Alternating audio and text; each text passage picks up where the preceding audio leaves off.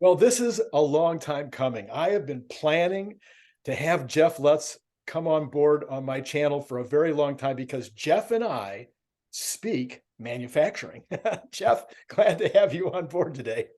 Great to be with you, Randy. All right, great. Well, we're going to talk about a whole range of subjects. We're going to talk about margins. We're going to talk about manufacturing. We're going to talk about what you think is going to happen tomorrow and next week and next year. We're going to go through a whole list of things. And so if you folks like having Jeff Lutz visit on a channel where he's totally understood, not to say, by the way, Herbert, I don't know if he actually did manufacturing, but at least he did some kind of distribution. He was in business where he was moving products. So we can't say that Herbert doesn't understand what you do totally.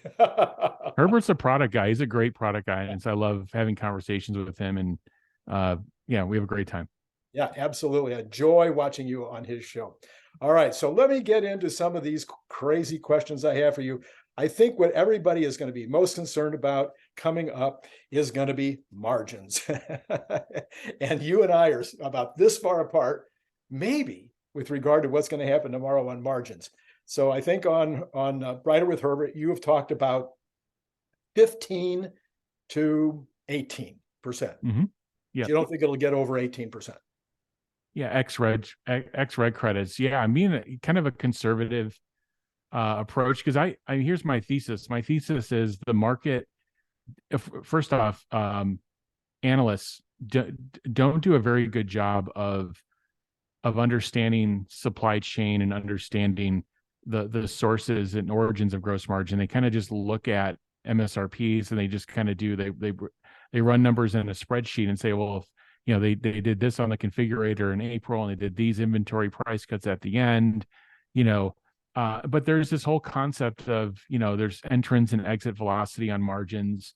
There are a number of things. So I'm being a little bit conservative this quarter, but what I've said and what I've coupled with that is I believe Tesla is setting up for a favorable surprise on margins. I don't know if it's going to be this quarter or the second half, but I believe it's going to be one or the other. And the reason is there's twofold. One is, and just play the cards that are put in front of you, right? Elon has told you since September, October of last year that he's seen massive deflationary moves in the cost of materials. And believe me, that material has flowed into and through Tesla, given their great inventory turns and their low relative inventory in the industry. And the second thing is they're easily the best auto company in the world at driving engineering and supply chain event-driven changes into their factories. An event-driven change is something you schedule from an engineering or manufacturing perspective or from upstream from a supplier that improves a part, or improves its cost structure, and you cut it over into the factory and you sunset the old part down. And I think there's nobody better than that. They don't wait for model years. So I think those two aspects will set Tesla up to re-accelerate their gross margins faster than anybody thought that they would. I just don't know if it's this quarter or in the second half. I'd love to be favorably surprised. I don't think to Tesla, I don't think gross margins are as important as the market believes. To Tesla, they're really driving operating margins, but I understand why the analysts want to see gross margins and they're starting that. But I think it's a tale of two halves. I think the first half was getting pricing right. The second half is we have brand new products. We have the Model Y going at greater scale than any auto in the industry. And I think it's more of like, let's look ahead. Yeah. Well, okay. So now just for fun, let's debate the issue. So let's start with the one that you brought up, which is the flow of the commodities through the system and whether or not those have started to impact the cost of goods. So again, if you're building a product, for those of you who've never owned or run a factory, if you're building a product, you have all this input of raw materials and labor, maybe finished goods that you're getting from OEMs, original equipment manufacturers. So you may be getting some flow of equipment from other manufacturers. And now you're piecing together the things you're making with the things they're making, and you're adding labor and you're adding the overhead of the facility that you're in. And now you've got a cost of goods. Is that fair? Yeah, it's I'm not trying to be fair. I don't want to make it into a master's class, but roughly speaking, that's what you're doing. Yeah. All right. So when you're, and I was in the plastics manufacturing business, and I used to buy plastics by the rail car. A lot of plastic. A lot of plastic. Okay. So now A lot of resin. you get the salesman in, you've done this, I'm sure 100 times. You get the salesman in, and the salesman says, well, if prices look like they're going up, so you better buy a rail car. Maybe you want to buy a second one and buy those out for, the next year. And so now you've got a contract and you're under the contract. My experience, now maybe I don't know if this is your experience, and I was a little tiny manufacturer. My experience was if the prices dropped off a cliff, the salesman was back on the phone and he's talking to me about breaking my contract. He's literally saying, look, I don't want to lose your business. And I know that there's a lot of other plastics makers out there that do just what I do. So I don't want you to be stuck there buying this high priced plastic when your competitor might be buying it on spot, and then we both lose. So that conversation took place a lot when the price is going down. And then when the price is going up, I'm the one on the phone saying, now you can't pass all that along to me yet. Anyway, but usually the buyer has got a little more power than the seller in those situations. So that's why I'm thinking we're going to get more of that impact in the second quarter.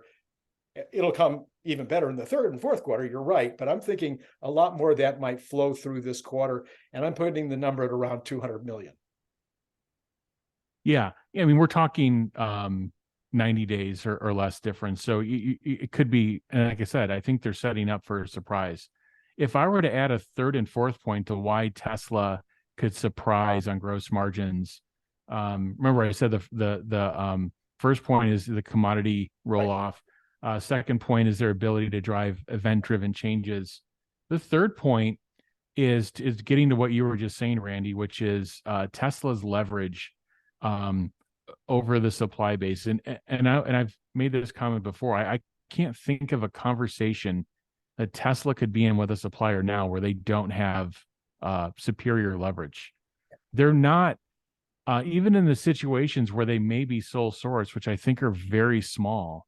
Even in those situations, they've got leverage because what's happening is they're taking all the material they asked for and what they forecasted for, and they have a track record now of building and delivering what they forecasted to their suppliers 1 and 2 years ago when they give those high level forecasts. So they've got better leverage really than anyone. So I mean, just if you just hang on that point for a minute, I do think, whether it's spot pricing or contract pricing, I do think they have the ability to move on those contracts and to make real-time adjustments. You just can't have a history of doing that all the time to your suppliers, because that in itself is going to be difficult for them. But I think if Tesla is coupling it with, like, they're basically like, hey, I'm going to give you these great volumes. I need to move on this contract, or I need to, and so they're always giving the supplier something. And so this whole move, this fourth point I was going to make, is just this whole play that Tesla's running, where they're keeping they're driving the utilization, they're keeping the utilization high in their factories, which means they're keeping the utilization high in their suppliers' factories. And other auto can't say that. They've got too many SKUs, too many changeovers, and really volumes in legacy auto are flat to negative when you compare to pre-pandemic. Right. There's really bad information out there now of comparing the 22 or 21 when they underperformed from a supply chain perspective. So the third and fourth points I do agree with you. They do have the leverage, and they've been running this play to keep utilization high, and that play is going to work, and it's masterful, and suppliers appreciate it, and they're gonna be compensated for the end. So again, I'm being a little bit conservative, but I do think they're setting up for a surprise. I don't know if it's this quarter or next. So we're probably not that far off. I think we agree conceptually of what's going to happen. It's just, when. Yeah. So my deal with my suppliers was always that I didn't want to take their last nickel. So I'm going to beat them. I'm going to beat them to death, but I'm going to leave them that last nickel because, as you point out, I want the relationship to be good on both sides, but I am going to beat them up down to that last nickel every single time. Yeah. I suppose they are as well. So then I'm going to take that same idea on the business of what's happening with commodities. Now I want to apply it to batteries, and I'm saying that according to what I'm reading, CATL, was running at 67% capacity, and that means that probably the other guys are too. So they're going to be even more because they've got to keep their plant running. So they've got to be even more looking to Tesla like, okay, how can you help us get this capacity up?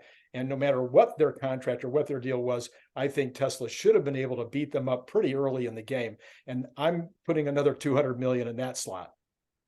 Yeah, it's a masterful setup for Tesla, because what they're doing in that situation with batteries is they started with kind of a joint agreement with Panasonic, where they have part of it, Tesla has part of it, and that was out of necessity to get the process started, versus they started with the Roadster, buying basically laptop batteries, and then they formed this relationship with Panasonic, and now it's gone into like, hey, we're going to design our own batteries, we're going to be masters of like understanding the specs, the cost structure, we're going to set up our own factories, and we're going to have these two dials.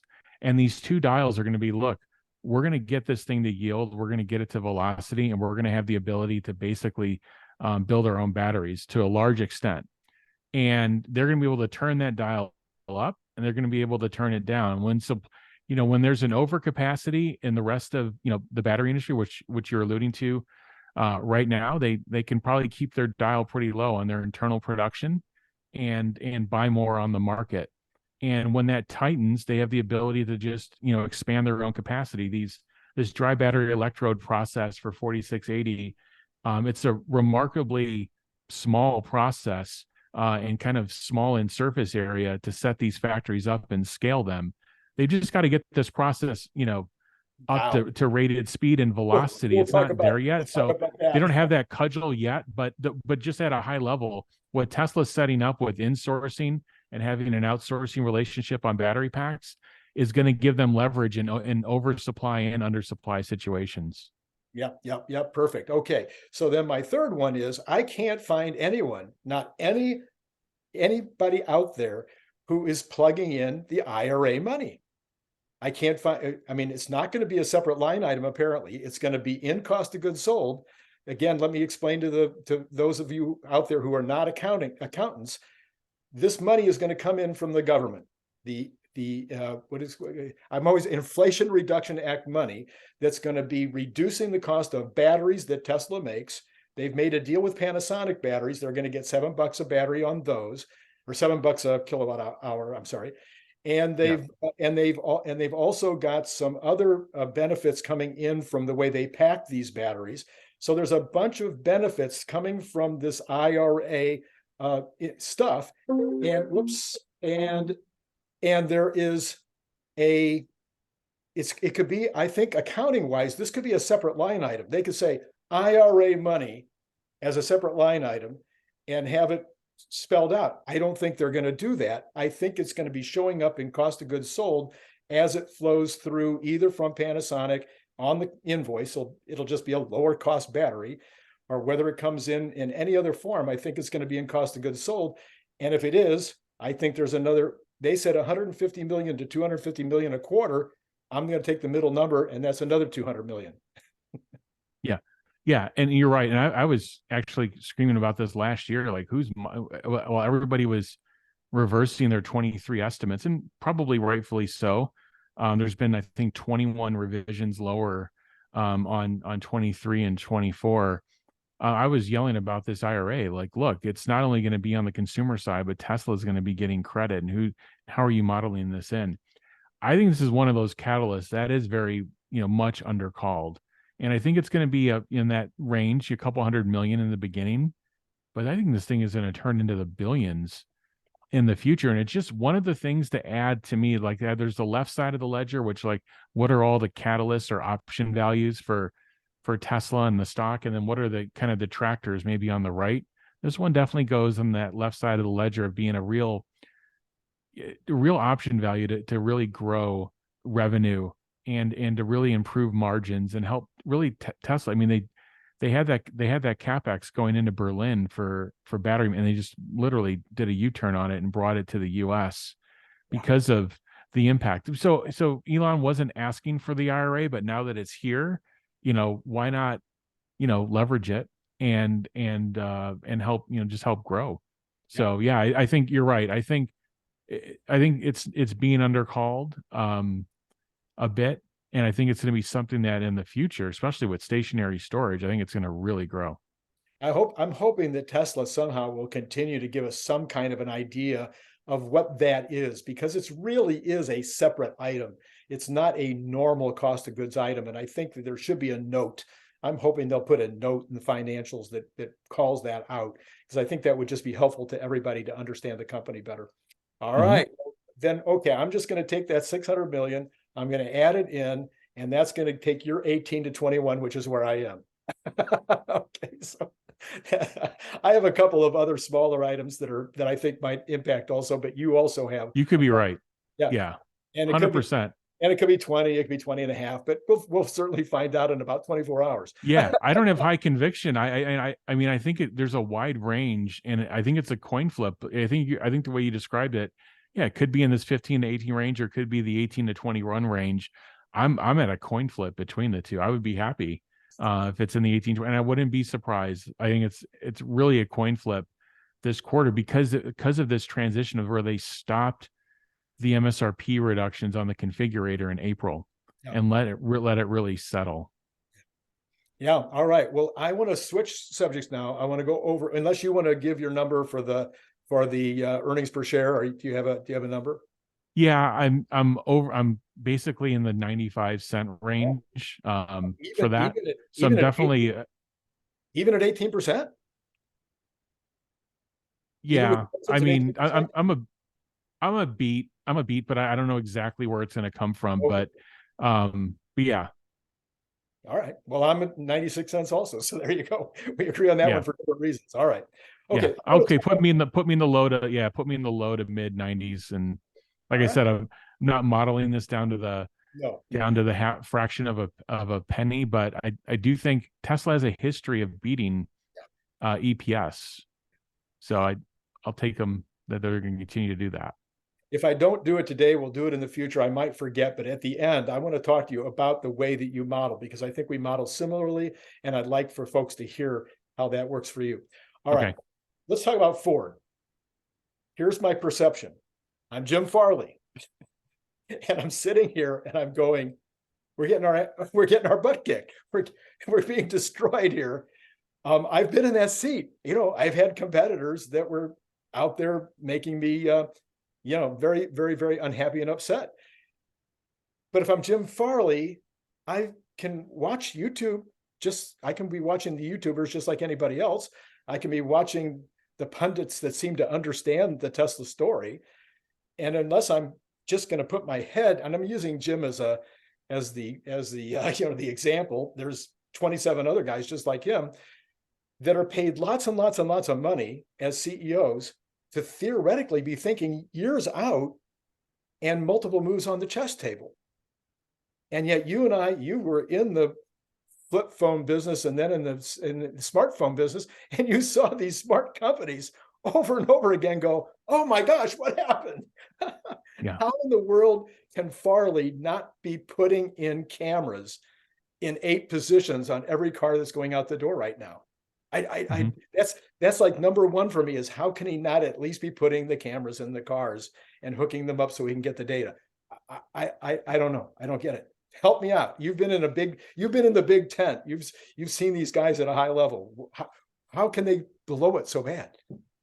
Yeah, I've been in both seats. I've been in the butt kicking and getting my butt kicked seat. So I definitely know what both sides feel like. And you know what? It's he's been interviewed recently, and he kind of says exactly what you would want to hear in terms of today. The problem is he wasn't saying that in 2017 and 2018 when he really needed to make those decisions. And now they're looking at teardowns of the Model 3, of the Model Y, and they're looking at cable length, they're looking at number of components, and they're looking at number of connectors and looking at all the different things that drive complexity in the factory. And they're looking at a car that Tesla really essentially designed in 2017 and then updated a few years later. And what Tesla is doing is they're going to completely change the manufacturing process with this unbox process 2 years from now. And you'll probably see a little bit of a hybrid of it on Cybertruck. And they're behind the curve. I've said that most of legacy auto, or at least a car generation, if not more, at least on the hardware side, behind the curve. And I would say even the layer one software that runs on the phone, agnostic of FSD, just even having a universal operating system that can run on all your cars in all the different regions, localized for language, localized for all the different local laws. They're behind on all that too. So they're about a generation behind. And so, yeah, they can kind of make these realizations now and jump on a radio show and talk about it. And I wasn't impressed, because I actually wasn't hearing about, how quickly could these changes happen. It feels like everything's coming in 25 and 2025 and 2027, actually. And then finally, both he and Mary Barra said, they've originally been promising 2025 to 2027 to be at least mid-single digit gross margins, and they're really pushing that off. And what I think what they said about a month ago is that they're not going to have EVs at parity with ICE vehicles until maybe the next decade. And they're going to, at least below 40,000. GM was saying that they're not going to be able to produce a profitable vehicle below 40,000 this decade. So those are gigantic concessions, I think, that's happening in the competitive landscape. And this is where I'll close with this. When I hear my internal goals for ramping a product, where you had to basically get 3 to 4 things, centered in a box. You had to get scale, right? So you had to get your supply base ramped, you had to get your factory capacitized, you had to get distribution, everything. So you needed the scale, you needed the cost structure at scale, both in the beginning, the launch cost, and then at peak capacity. So you needed scale, you need cost, and you need quality. You need to get those 3 things, and the product performance, I would say, separate of just, the hardware quality and software quality, just the performance of the device. You had to get all 4 of those things in a box. Otherwise, you're not really the competition. You have to peg all those things in a box. Otherwise, because right now what we've seen from legacy auto is there's PowerPoints and there's clay models and there's unveilings, but there's no scale behind what they're doing. They don't have the cost piece in that box, and they really don't even have the performance piece. So they're just really, honestly, it's been a battle of like how many models can be announced, but then there's no scale behind it. So now I'm going to make you king. I'm going to make you king of Ford, or king of General Motors, or king of Volkswagen. And I know this is putting you on the spot, but you've been in these positions. If you were hired by Jim tomorrow and said, you are king, I need you to tell me what to do in order to have a chance, to have a fighting chance. Because I've said to my audience over and over again, there's going to be plenty of business. Tesla cannot make 80 million cars a year. So there's going to be 60 million cars that other folks get to make if they have a compelling product at a compelling price. So how can Jim, not being a Chinese maker, not even being a South Korean maker, but being a domestic US maker, maybe Mexico maker, what would your advice be? Maybe you don't want to give it away for free, but oh well, I'm asking. Yeah, I would just say at a high level, it would be a 24 to 36 month restructuring, but you would start immediately. And you've got to set your company up for speed. You've got to reduce the layers in your supply chain. You have to reduce the layers in your company. And you essentially have to restructure, where you've got to find a way to have this legacy business wind down gracefully, but generate the kind of gross margins that are needed. But you really need that EV piece of it immediately to be in a mode where they're producing vehicles, at least greater than 10% gross margin the first generation, then over 20%. And you've really got to you've got to take that challenge on and not release products in 2025 that are synonymous with the 2018 and 2020 Tesla designs. You've really got to, shoot ahead of the skate ahead of the puck here and imagine what you're going to be competing against in 2025 and just get everybody on that immediately and restructure, reduce the layers, reduce the complexity. Um, you know, there's no quick wins. There's people talking about doing joint ventures in China. Those are like, to me, those are sugar highs where you can go in and maybe get a product or two out of someone, but you're not going to build a brand that way. You're not going to build a platform. You're not going to gain leverage. And then finally, I would probably be setting up a licensing model with Tesla and say, look, there's going to be room for more than one player. So why don't, we're going to license superchargers, we're going to license FSD. And if I can't figure out internally how to get the motor inverter and battery piece of it to be equivalent or superior to what you're doing Tesla, I'm just going to license that from you too. And I'm going to give my customers a product that has, what they expect and afford, but I want what under the hood, I want the performance, capability, quality, reliability, and then I want the autonomy of a Tesla. Yeah, so I would throw in two more things, and I think that they've actually done, or at least Ford has done one of those things, which is niching. Where is Tesla not going to be in 2026, 2027? So niche the product in some place that you think Tesla won't be at that point. And then number two, probably move the manufacturing. If you want to be a primarily US market company, move the manufacturing to Mexico, which is really the only place I think you can do it. That's going to have a competitive advantage in terms of labor, especially with Tesla now in Mexico. I don't know where else you're going to do it. Well, their Mach-E factory is in Mexico. Right. Their F-150 factory is in Dearborn, Michigan. So they do have a presence there. But yeah, North America manufacturing. Yeah, and then the other thing I would say is, how is this co-op going to work with that they're doing with SK on the batteries? I mean, is this a plan to win, or is this a plan to participate? Tesla had to do the Panasonic relationship, and that, I don't know if that was going to put them in a position to win, but it was going to allow themselves to keep themselves in the game because they did not have anywhere near the capital to do what Panasonic helped them do. But companies like Ford and GM did have the access to be able to do that. So I don't know if they have a plan to win on batteries. I think they have a plan to participate. They have a co-op they're doing with cattle. They have a co-op they're doing with SK, Samsung on the batteries. Sorry, SK on the batteries. And I just don't know if that's a plan to win. It's a plan to participate for sure, which they didn't have before. Same with GM and their plan with Ultium. It's a plan to participate. I just don't know if it's a plan to win. So you mentioned a few minutes ago the unboxed, and I have to admit I'm still having a little trouble, even as a manufacturer, I'm having a little trouble getting my arms around what is unboxed. They're continuing to call the Cybertruck production facility. They're continuing to call it a line. Will when it's 100% unboxed, when Mexico opens and they start doing the Gen 3 car, will it still be a line? Will we be able to visualize it as a line, or is it more of a pod? Or help me out with that.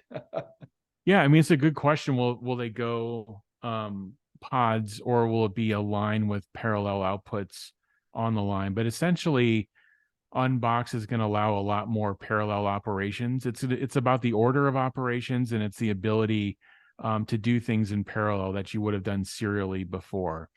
And this is one of the things that I see. I've never, again, I've worked for some pretty high profile CEOs, but I've never seen one that has been so involved in the DFX side of the product as Elon has. And I think it's that history of that pain of, living in a factory, which most CEOs haven't done. I mean, to be honest, I've done that, but it was my job of kind of running manufacturing and process design in factories. Sometimes you have to do that, but that wasn't his job as CEO. He made it his job. So I think this is one of the hidden things that, analysts just don't put a value on, which is you don't see the kind of involvement from a Jim Farley, or not to name them out, but they're, but Mary Barr, some of the other CEOs, like they just don't have that experience, and they don't set the culture for their companies to say,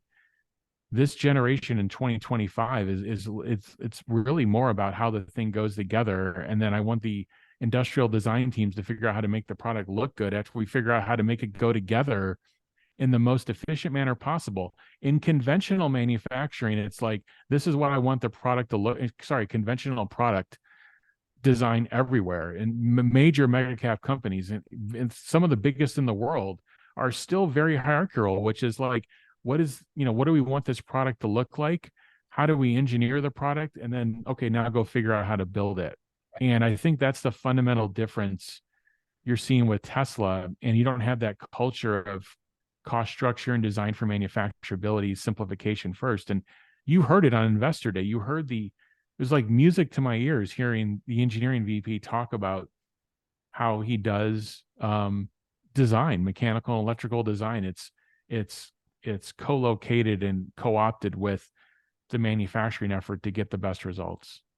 Yeah, I have to laugh when people say that Elon is not an engineer.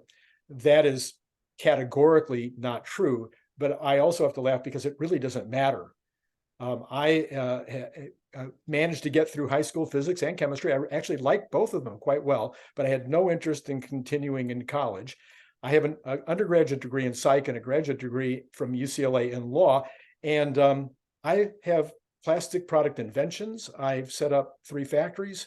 I knew I was out there in the factory, looking at the way the bottle was coming out of the machine so that I could make recommendations and suggestions for maybe doing it a little faster or making it a little cheaper.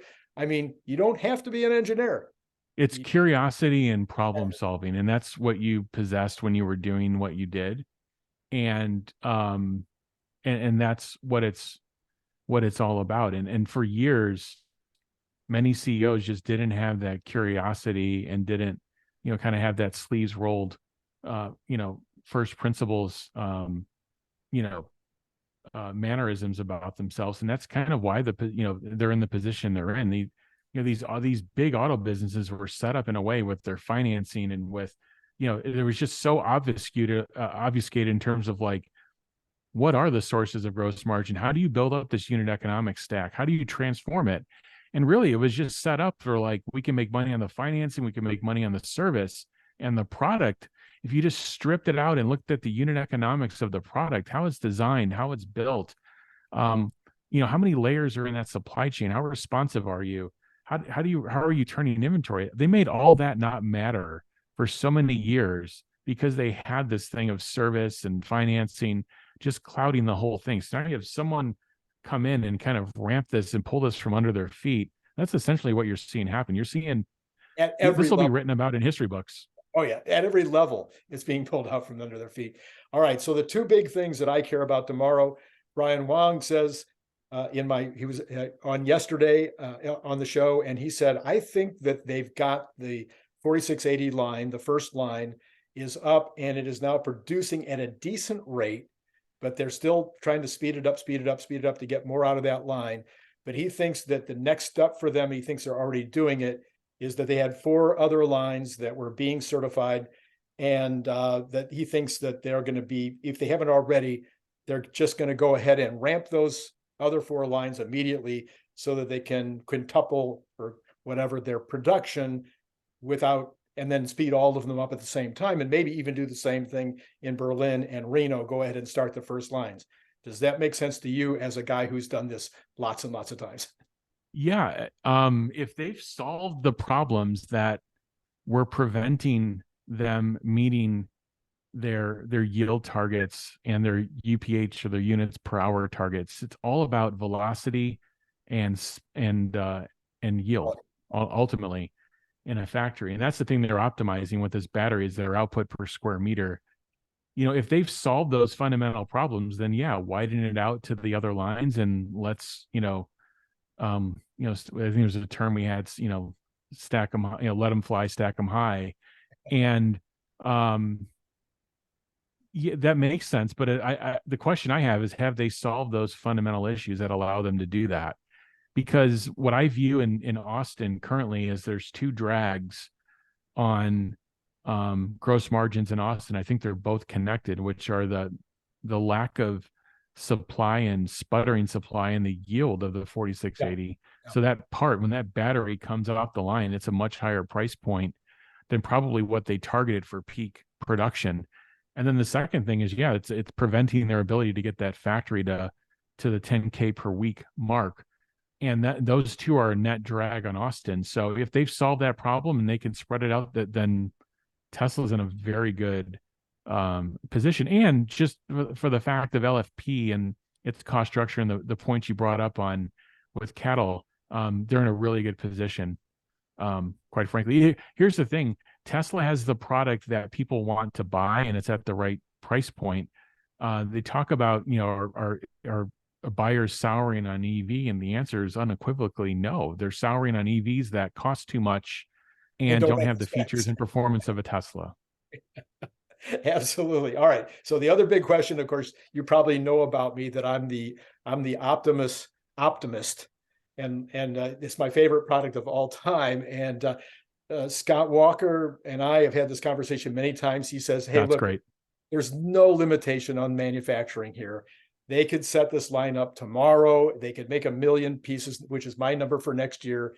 It'll be no big deal to set up a line to make that particular product and make 1 million of them next year. They may be waiting on software. They may be waiting on some last tweaks on hardware, but that this is not a difficult product to manufacture the pieces, and it's not a difficult product to assemble the parts, and it can be done in a very small space." How do you come out on that story?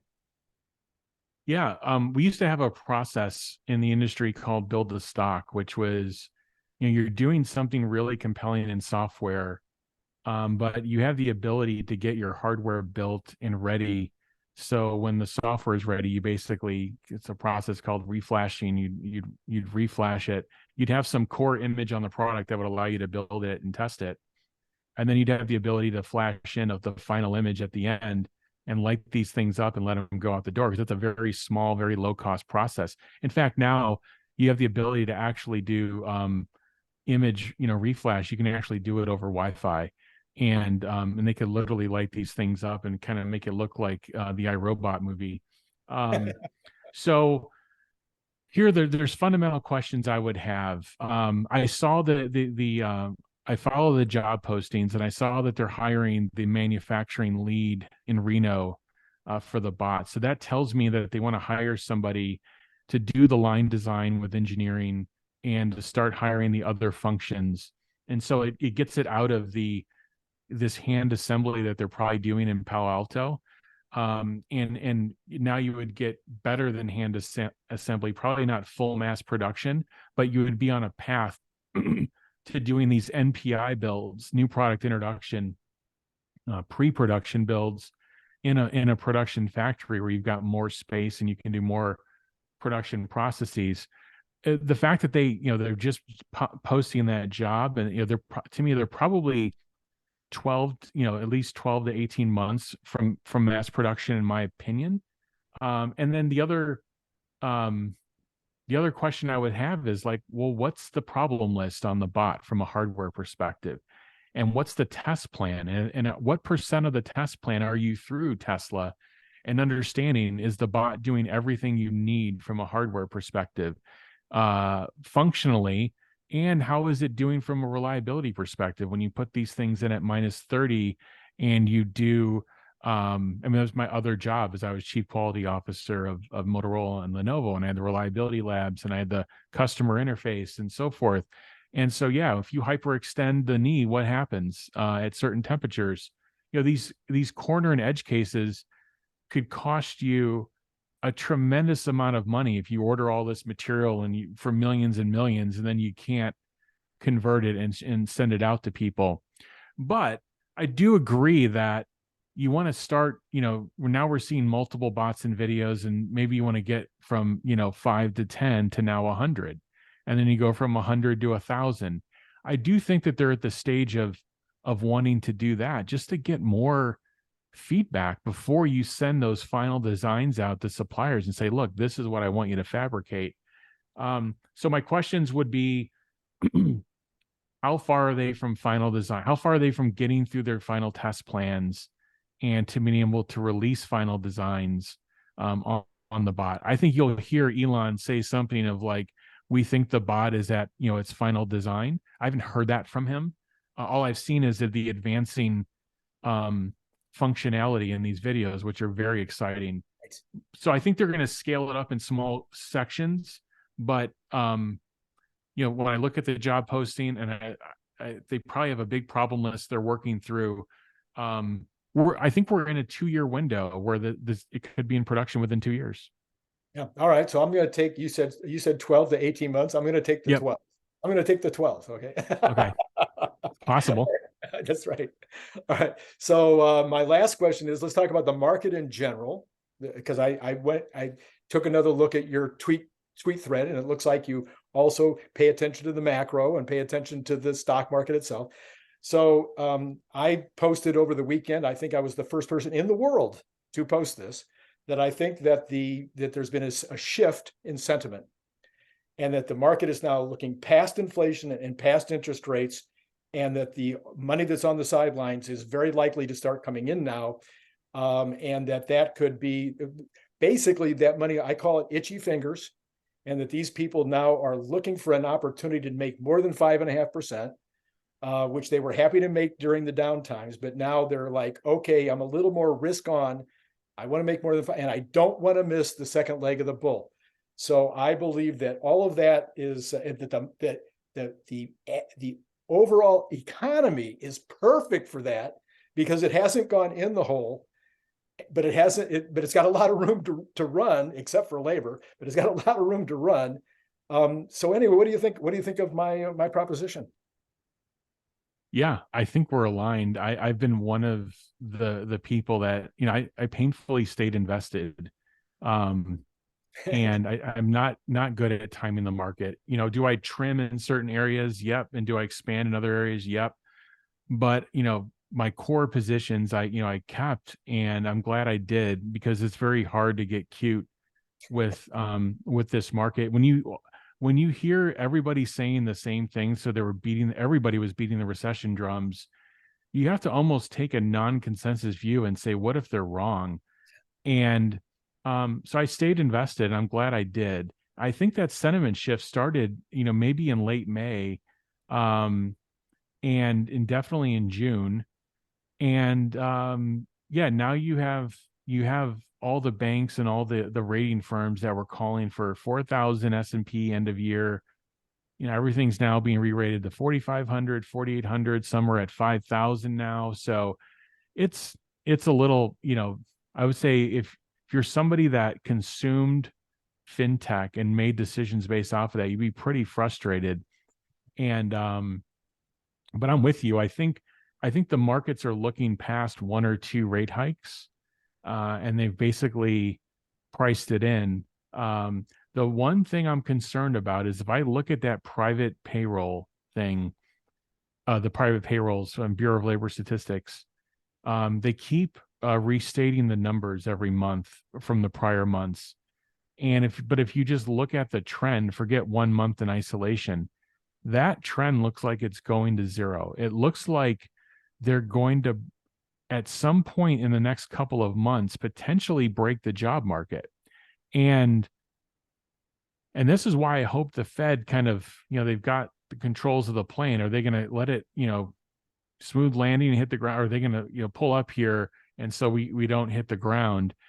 And that's where I'm a little bit concerned about that. When I see that private payroll trend, I get a little bit concerned. Again, the job market hasn't cracked. The numbers were still relatively strong in the last month, and our unemployment's relatively strong. But if you look at the hours worked, and it actually looks like we're becoming a little bit more we're actually working less hours. And I'm a little bit concerned about some of the underlying statistics I'm seeing. But again, if there is a recession, it's going to be super shallow. By the way, I think we had a recession. And last year we had 2 quarters of negative GDP for whatever reason. Yeah. That used to be the definition of a recession. And for whatever reason, it was not labeled that. And also, Randy, I think we've had pockets of recession. Like, for example, right now, if you talk to anybody in the freight industry, they'll tell you we're in a freight recession.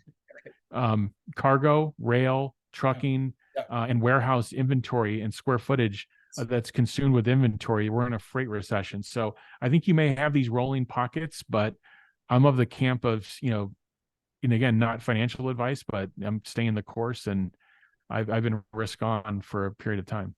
Well, and the rolling recession made sense because of the nature of boom bust situation. I'm sure you've been through lots of boom busts in your career. I know I have, but most people haven't, and they don't understand how that boom bust creates these outlandish supply chain problems as people try to ramp down to not end up having their all of their money in their inventory and no money to pay their bills, and then have to ramp back up when things start going again. It's just impossible. And that's what we've seen